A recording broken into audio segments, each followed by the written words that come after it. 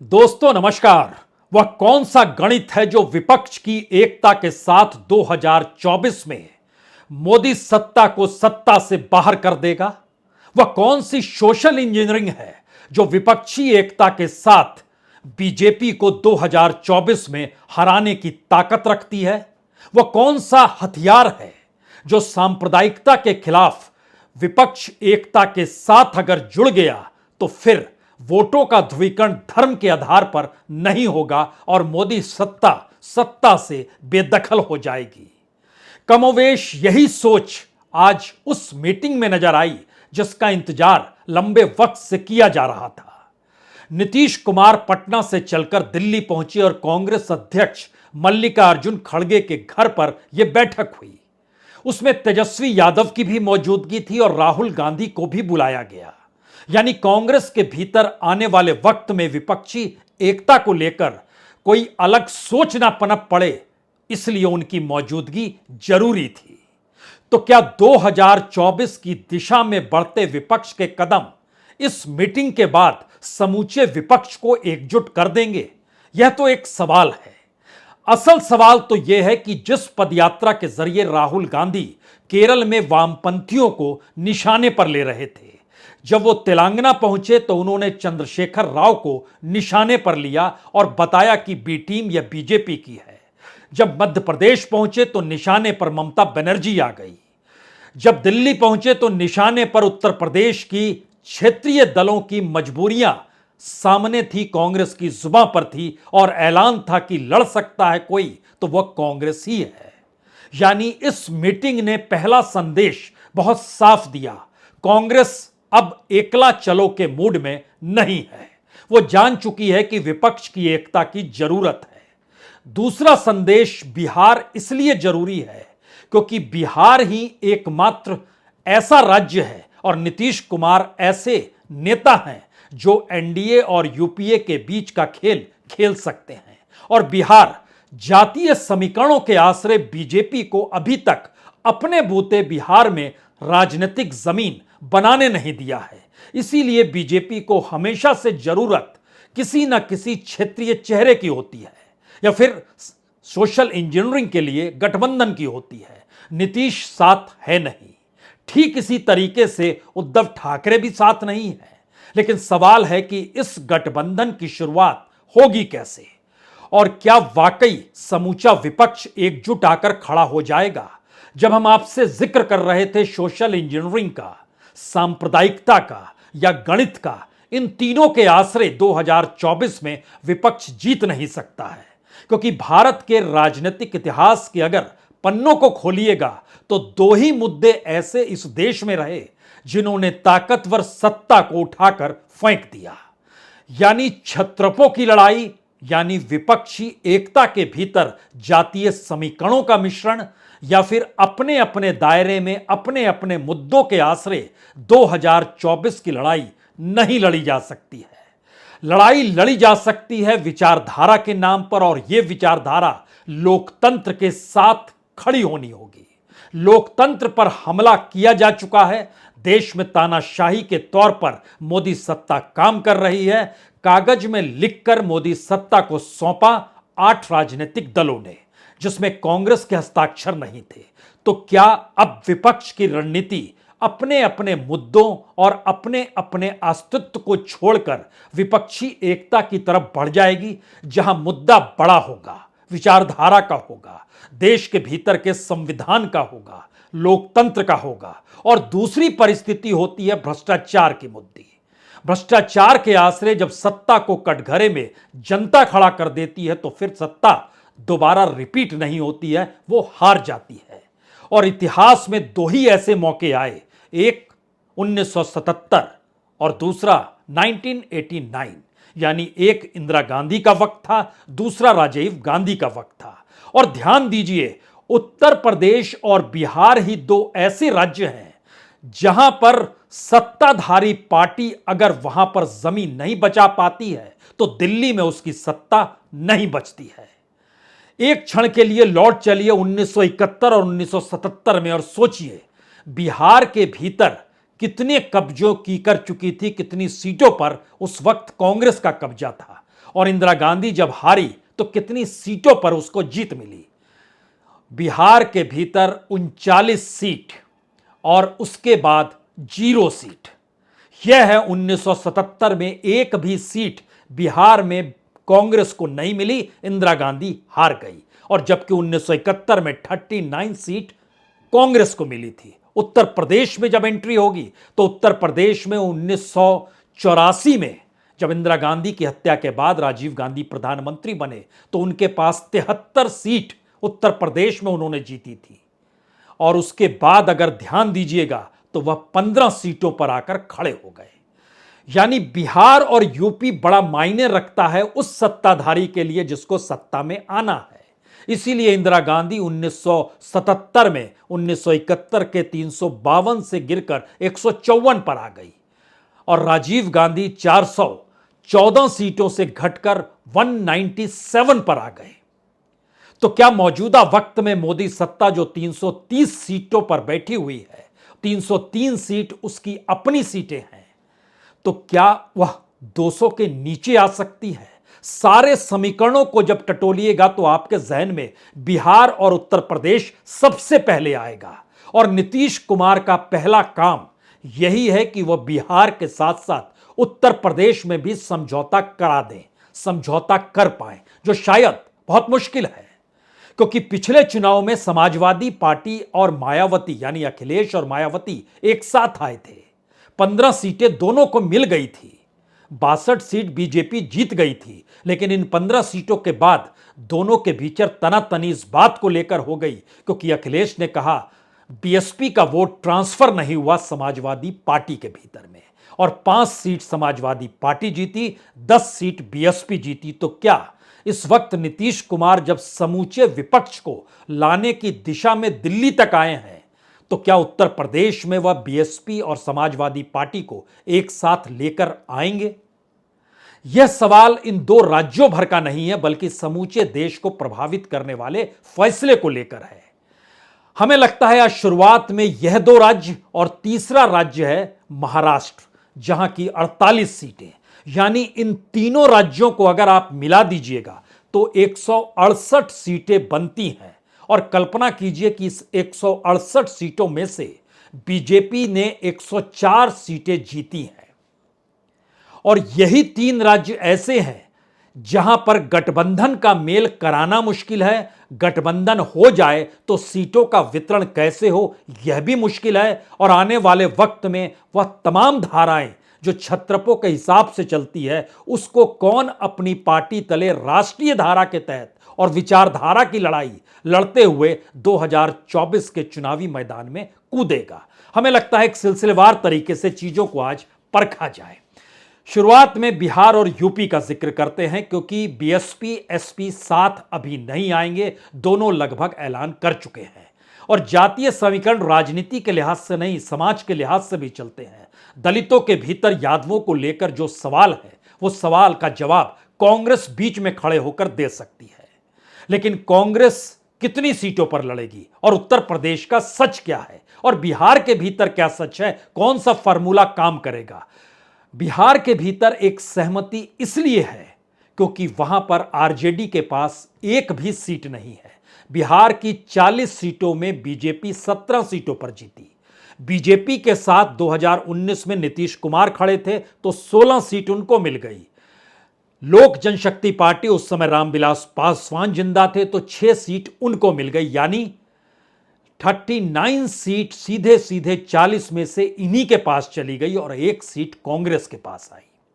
इसके दूसरे हिस्से में आइए उत्तर प्रदेश में तो 80 में से 62 सीट बीजेपी ने जीती, 2 सीट अपना दल ने जीती, 5 seat Samajwadi party, 10 seat BSP और कांग्रेस ने 1 सीट जीती।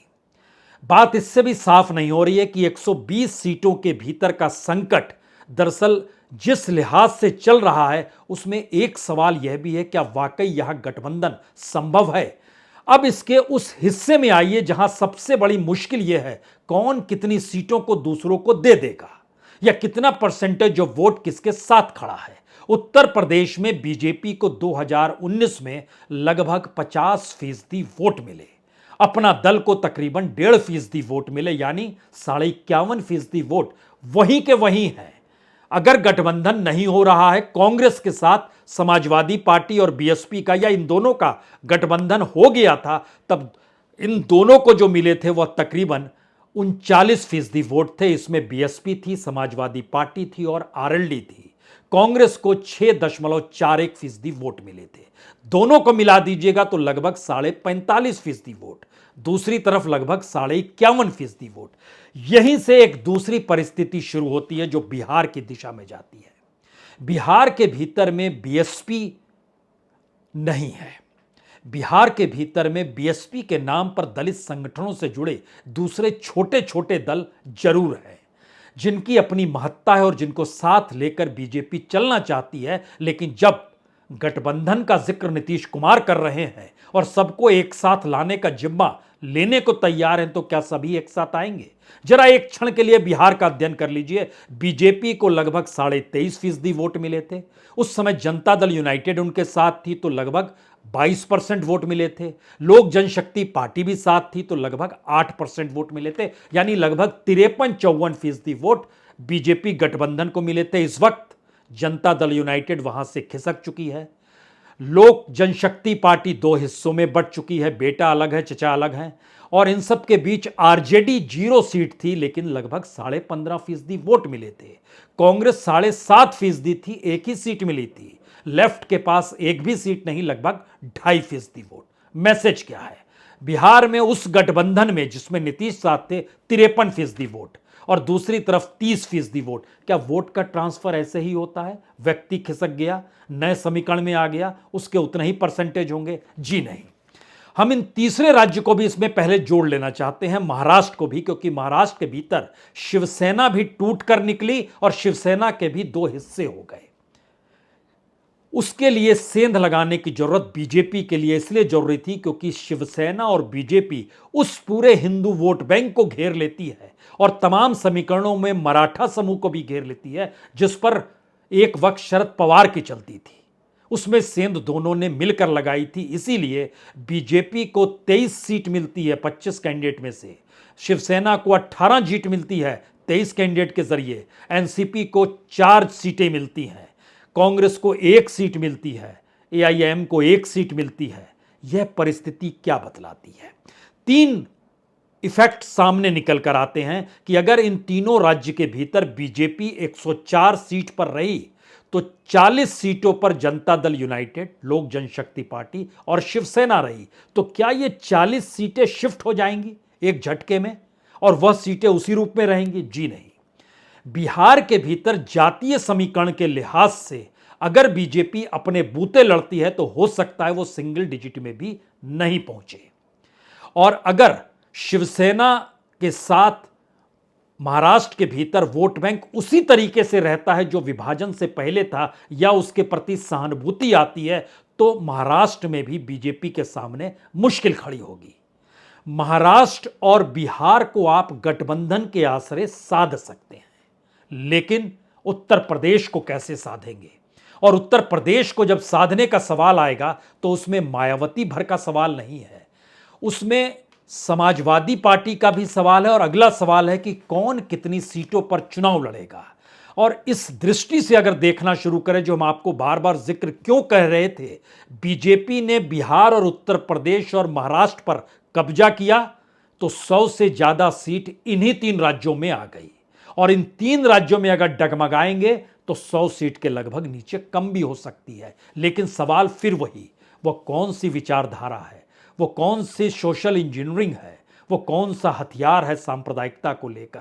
क्योंकि जिस बात का जिक्र हम इंदिरा से कर रहे थे उस समय आपातकाल लगा था, इसीलिए वह 39 सीट बिहार में 0 पर आ जाती हैं और जहां पर उत्तर प्रदेश के भीतर 73 0 पर आ जाती हैं। राजीव गांधी बोफोर्स कांड था, उत्तर प्रदेश के भीतर वह एक झटके में घटकर 4 सीट पर आ जाते हैं, 48 से 4 पर आ जाते हैं। और बिहार के भीतर और उत्तर प्रदेश के भीतर एक झटके में 83 से 15 सीट पर आ जाते हैं। यह मैसेज है जब आप एकजुटता के साथ एक ऐसी विचारधारा या ऐसे मुद्दों को लेकर खड़े हो जाएं जिसके कटघरे में सत्ता नजर आए और जनता भी मान ले कि हां ये ठीक, यह मुद्दा तो है, तब बात बनेगी। अब इसके आगे की परिस्थिति जो सबसे मुश्किल सवाल को खड़ा करती है, उसमें एक साथ कई सवाल हैं। मसलन महाराष्ट्र के भीतर जितनी जितनी सीटों पर जिन्होंने अपने कैंडिडेट को खड़ा किया, उसमें से कौन अपने कैंडिडेट को छोड़ेगा अगर गठबंधन बन रहा है तो? कांग्रेस 25 सीटों पर लड़ी, एनसीपी 19 सीटों पर लड़ी, शिवसेना 23 सीटों पर मिली। तीनों निपटाइएगा, तीनों मिलाइएगा तो 67 सीट हो जाती है। कुल सीट है 48। कौन अपनी सीट छोड़ेगा? पहला सवाल। उत्तर प्रदेश के भीतर बीएसपी 38 सीटों पर लड़ती है, समाजवादी पार्टी 37 सीटों पर लड़ती है, आरएलडी 3 सीटों पर लड़ती है, कांग्रेस 67 सीटों पर लड़ती है। कुल मिला के 145 सीटों पर इनके उम्मीदवार। कौन ज्यादा सीटों को देने वाला है? क्योंकि सीट तो 80 ही है और उम्मीदवार 167 थे पिछले चुनाव में इस गठबंधन को अगर हम मानकर चल रहे हैं।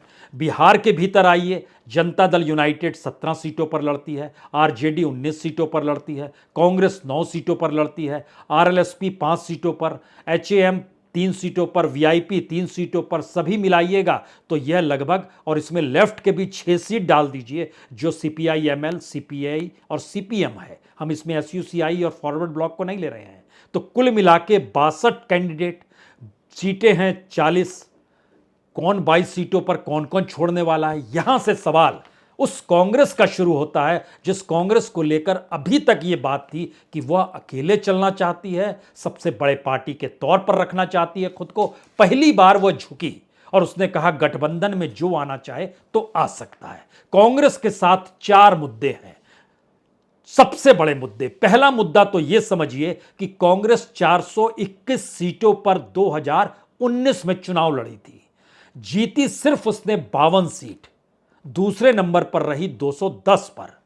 जमानत जब्त हो गई 148 सीटों पर। आप कहेंगे 148 सीट जहां जमानत जब्त हो गई, दे दीजिए ना, यानी 273 सीट पर ही लड़िए और 148 सीट जमानत वाली दे दीजिए, बाकी सीटों पर लड़ लीजिए जहां आप पहले नंबर और दूसरे नंबर पर आए थे। दूसरा पेच इसके बाद खड़ा होता है। कांग्रेस का सीधा मुकाबला बीजेपी से 192 सीट पर था, उसमें बीजेपी 176 सीट जीत जाती है और 16 सीट पर सिर्फ कांग्रेस को जीत मिलती है। यानी जहां छत्रप नहीं, विपक्ष नहीं, आमने सामने कांग्रेस और बीजेपी, वहां बहुत बड़ी हार कांग्रेस को मिलती है। और जहां पर कांग्रेस गैर बीजेपी दलों से टकराती है, यानी मौजूदा वक्त में जो गठबंधन में नहीं है और कल को गठबंधन में हो जाएंगे, वो 80 सीटों पर सीधा मुकाबला होता है। उसमें से 44 पे कांग्रेस हार जाती है, 36 पे जीत जाती है। अब जो 44 हारे हुए छत्रप हैं, जो विपक्ष के तौर पर हैं, वो क्या अपनी सीट किसको देंगे? और जब वो और कांग्रेस आमने सामने है, वहां समझौता कैसे निकलेगा? क्योंकि इन 80 सीटों पर बीजेपी कहीं नहीं है। तीसरी स्थिति, कांग्रेस जहां जीती 52 सीटों पर, उसमें 17 सीट में उसने उसी विपक्ष को हराया जिस विपक्ष को अब 7 लेने की दिशा में वो बढ़ रही है। 13 सीट पर लेफ्ट को हराया, 3 सीटों पर टीआरएस को हराया तेलंगाना में, 1 सीट पर जेडीयू को हराया बिहार के भीतर में। इन 17 सीटों पर क्या होगा जहां पर उसने छत्रपों को हराया? और छत्रप अब उन सीटों का क्या करेंगे, वो तो दूसरे नंबर पर थे। चौथा ऑप्शन आता है कि जहां वो दूसरे नंबर पर रही 210 सीटों पर, उसके भीतर जाएगा तो उसमें जीता कौन? उसमें 8 सीट पर टीआरएस जीत गई, 7 सीट पर शिवसेना जीत गई, 5 सीट पर जनता दल यूनाइटेड जीत गई, यानी 20 सीटों पर विपक्ष को जीत मिली। यानी पहला सवाल, आप जहां जीते और जहां दूसरे नंबर पर रहे और जहां जमानत जब्त हुई, उसके आगे की सोचनी है इस दौर में, अन्यथा मुश्किल हो जाएगी। मुश्किल इसलिए हो जाएगी क्योंकि जो गठबंधन में दूसरे दल आकर खड़े होंगे, वह भी अपनी राजनीतिक जमीन को बचाना चाहेंगे। तो क्या यह सफल हो पाएगा? अब यहां पर एक चीज और जाननी चाहिए, जब हम दूसरों का जिक्र कर रहे हैं तो यहां बीजेपी का जिक्र होना चाहिए। बीजेपी 437 सीटों पर लड़ी थी, 437 में से 303 पर जीत गई, लेकिन यह महत्वपूर्ण नहीं है। तो आप जानते हैं कांग्रेस के खिलाफ 192 सीटों पर लड़ी, 176 जीती, 16 पर हार गई। लेकिन गैर कांग्रेसी दल यानी जो अभी विपक्ष में खड़े हुए हैं और जो कल को गठबंधन में साथ आएंगे, 245 सीटों पर मुकाबला था बीजेपी और बाकी विपक्ष का। वहां पर बीजेपी 137 सीटों पर जीतती है लेकिन 108 सीटों पर हारती है। जिन सीटों पर हारती है उसमें 50 में तो उसकी जमानत जब्त हो जाती है। तो क्या जिन 137 सीटों पर हारी बीजेपी, वहां पर कांग्रेस अपने उम्मीदवारों को खड़ा नहीं करेगी? यह भी मैसेज आएगा। और यह भी मैसेज आएगा जहां पर कांग्रेस को विपक्ष ने हराया, जहां विपक्ष को कांग्रेस ने हराया, थोड़ी देर के लिए बीजेपी को छोड़ दीजिए। इन तीन डायमेंशंस को पकड़ने की जरूरत सीटों के समीकरण के आश्रय होगी या विचारधारा के आश्रय होगी। क्योंकि कांग्रेस यह मानकर चल रही है कि उसके पास जो विचारधारा है, उसी विचारधारा के आश्रय मोदी सत्ता को धराशायी किया जा सकता है। अन्यथा अगर आप ओबीसी वोट बैंक में फंस जाएं, दलित वोट बैंक में फंस जाएं, मुस्लिम वोट बैंक में फंस के रह जाएं और ओबीसी के भीतर भी अन्य जातियों में देखना शुरू कर दें तो फिर मुश्किल हो जाएगी। तो क्या इसे साध पाना आसान काम होगा? यह सवाल अब इसलिए ज्यादा महत्वपूर्ण है क्योंकि यहां पर एक क्षण के लिए उत्तर प्रदेश को ले लीजिए। उत्तर प्रदेश का अपना राजनीतिक इतिहास बताता है कि मंडल कमंडल के बाद से कांग्रेस राज्य में नहीं, गायब हो गई लोकसभा में भी। इसीलिए वो सत्ता में आना उसके लिए मुश्किल होता चला गया। और उत्तर प्रदेश का सच यह है कि मंडल के तुरंत बाद जो 1989 में मंडल खेला गया था, जनता दल ने 54 सीटें जीती थी, कांग्रेस ने 15। उसके बाद जब कमंडल शुरू हुआ तो बीजेपी ने 51 सीटें जीती। 96 में जब अयोध्या कांड हो गया यानी बाबरी मस्जिद विध्वंस इस देश ने देख लिया तो 52 सीटें बीजेपी ने जीती। 98 में अटल बिहारी वाजपेयी 57 सीट जीती। लेकिन 1999 में वह कम हुए और वह 29 सीटों पर आ गए क्योंकि उसके बाद करगिल का दौर था। और करगिल के बाद में उत्तर प्रदेश के भीतर में 29 सीटें सबसे ज्यादा बीजेपी ने जीती थी, लेकिन समाजवादी पार्टी 26 सीट थी, बीएसपी 14 सीट थी, कांग्रेस 10 सीट थी। और 2004 और 2009 अगर इसको परखना शुरू कीजिएगा तो यह स्थिति बीजेपी यहां से गायब हो गई क्योंकि 2004 में बीजेपी को सिर्फ 10 सीट मिलती है और 2009 में भी 10 सीट ही मिलती है।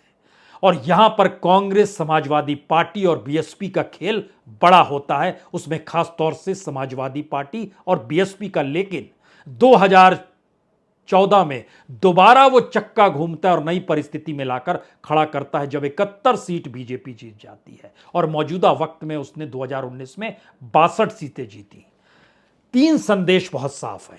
यूपी, बिहार, महाराष्ट्र, इन तीनों को अगर गठबंधन ने साध लिया और सीट बाय सीट अगर कैलकुलेशन कर ली तो जो 168 सीटों में से 104 सीट बीजेपी जीती है, तो जिस गठबंधन और मंत्र का जिक्र हो रहा है कि विपक्ष को वो मंत्र मिल गया, यही वो जगह है और यहीं पर वो नेता हैं। यहां पर तेजस्वी यादव हैं, यहां पे नीतीश कुमार हैं, यहां पे अखिलेश यादव हैं, यहां पे मायावती है, यहां पे शरद पवार है, यहां पे उद्धव ठाकरे हैं। हर कोई तो इसी जगह पर है क्योंकि इसके एट पार जाने में आपको ममता बनर्जी मिलेगी। वहां पर आप समझौता उनकी सीटों को लेकर नहीं कर सकते हैं। ठीक यही स्थिति दूसरे राज्य में भी है, उड़ीसा के भीतर भी है, लेकिन उड़ीसा तो कहीं ना कहीं एनडीए के साथ खड़ा है। लेकिन ध्यान दीजिए, यही स्थिति चंद्रशेखर राव तेलंगाना के भीतर भी आएगी।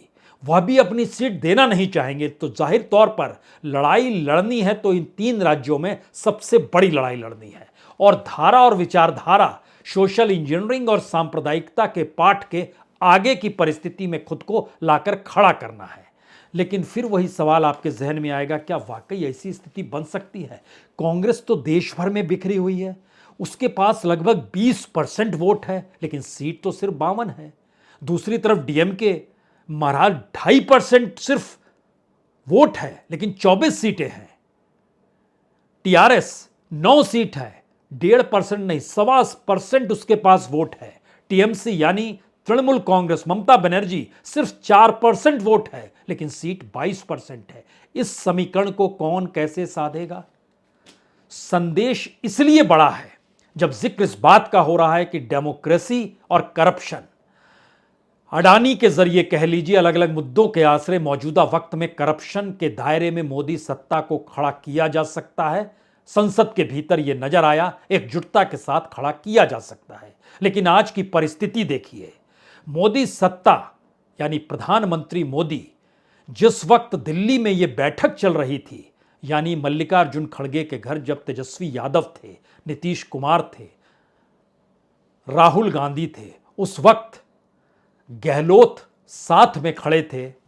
वहां पर वंदे भारत ट्रेन के उद्घाटन में दिल्ली में प्रधानमंत्री मोदी थे और प्रधानमंत्री मोदी अपने भाषण में दो बातों का जिक्र कर रहे थे। एक तरफ गहलोत को सहला रहे थे, आप इतने मुश्किल हालात में भी इस कार्यक्रम में आए, बधाई, क्योंकि वो जानते हैं ममता बनर्जी उनके कार्यक्रम में आना पसंद नहीं करती है, चंद्रशेखर राव आते नहीं हैं, बिहार के भीतर तनातनी चलती है, लेकिन गहलोत आए। दूसरा सवाल, जब करप्शन का जिक्र होता है और अडानी और मोदी का जिक्र हो रहा था, उस वक्त जो चर्चा के भीतर यह सवाल आया कि पार्लियामेंट के भीतर इस मुद्दे पर विपक्ष एकजुट हो गया, तो क्यों नहीं हो सकता है उसी वक्त प्रधानमंत्री मोदी भ्रष्टाचार के दायरे में रेल विभाग में हुए करप्शन और जमीन के बदले नौकरी वाले मसले को उठा रहे थे, जिसकी पूछताछ तेजस्वी से दिल्ली में ईडी कर रही है और दोनों का वक्त एक ही था। तो करप्शन के दायरे में विपक्ष को ही खड़ा करने की कोशिश मोदी सत्ता की है।